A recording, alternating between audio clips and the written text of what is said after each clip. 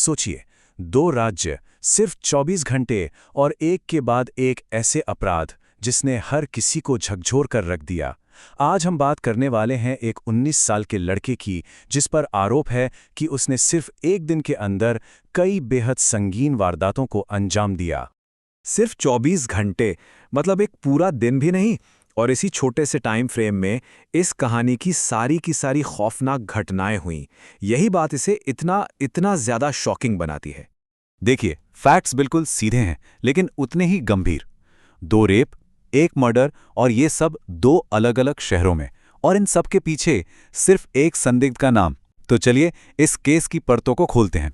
तो चलिए अब उस 24 घंटे की पूरी टाइमलाइन को समझते हैं। हम एक एक करके देखेंगे कि आरोपी ने कब, कहां और क्या किया, और कैसे ये सारी घटनाएं कुछ ही घंटों के अंदर एक दूसरे से जुड़ती चली गईं।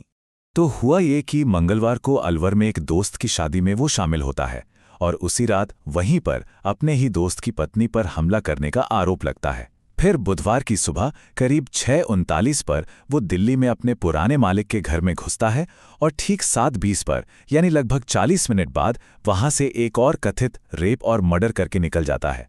और फिर उसी दिन दिल्ली के एक होटल से उसकी गिरफ्तारी हो जाती है। अब देखिए घटनाओं की स्पीड कितनी तेज है। तो सबसे पहले बात करते हैं पहली वारदात की। ये सब शुरू कहां से हुआ? ये शुरू हुआ राजस्थान के अलवर से। ये वो जगह है जहां इस पूरी क्राइम की चेन की पहली कड़ी जुड़ी। पुलिस के मुताबिक कहानी कुछ ऐसी है। वो दोस्त की शादी में था, फिर अचानक जरूरी काम का बहाना बनाकर वहां से चला गया। कुछ देर बाद वो वापस लौटा, और फिर उसने कथित तौर पर अपने ही दोस्त की पत्नी के साथ रेप किया। और देखिए, इसके फौरन बाद वो दिल्ली भागने की फिराक में लग गया। उसने एक मोबाइल फोन 10,000 रुपए में बेचा, और उसी में से 6,000 रुपए की कैब बुक करके दिल्ली के लिए निकल पड़ा। तो अब वो अलवर से निकलकर दिल्ली पहुंच चुका है, और दिल्ली में उसने एक और हमले को अंजाम दिया जो पहले वाले से भी ज्यादा खौफनाक था। और इस बार उसने अपने सबसे बड़े हथियार का इस्तेमाल किया, अपनी इनसाइडर नॉलेज का। दिल्ली में जिस पर हमला हुआ वो महज 22 साल की एक लड़की थी, एक सिविल सर्विसेज एस्पायरेंट जो अपने सपनों को पूरा करने की तैयारी कर रही थी। वो एक इंडियन रेवेन्यू सर्विस ऑफिसर की बेटी थी। ये कोई रैंडम अटैक नहीं था, ये एक पूरी तरह से प्लान की हुई साजिश थी। कैसे? क्योंकि आरोपी पहले उसी घर में काम करता था। उसे सब पता था। उसे पता था कि परिवार के लोग सुबह जल्दी वॉक पर निकल जाते हैं। उसे ये भी पता था कि उस वक्त गेट पर कोई सिक्योरिटी गार्ड नहीं होगा। और सबसे बड़ी बात, उसे ये भी मालूम था कि घर की एक एक्स्ट्रा चाबी बाहर शू रैक में रखी होती है। मतलब उसने भरोसे का बेहद गलत फायदा उठाया। सिर्फ 41 मिनट। सोचिए, वो सुबह 6:39 पर घर में घुसा और ठीक 7:20 पर बाहर था। इस पूरी वारदात को अंजाम देने में उसे 1 घंटे से भी कम का वक्त लगा। पुलिस रिपोर्ट के मुताबिक इन 41 मिनटों के अंदर उस लड़की के साथ कथित तौर पर रेप किया गया, और फिर एक मोबाइल फोन चार्जर की केबल से उसका गला घोट दिया गया। और ये यहीं खत्म नहीं हुआ। इस भयानक जुर्म का एक और पहलू था, लूट। रेप और मर्डर के बाद घर से 7 लाख रुपए कैश भी गायब थे।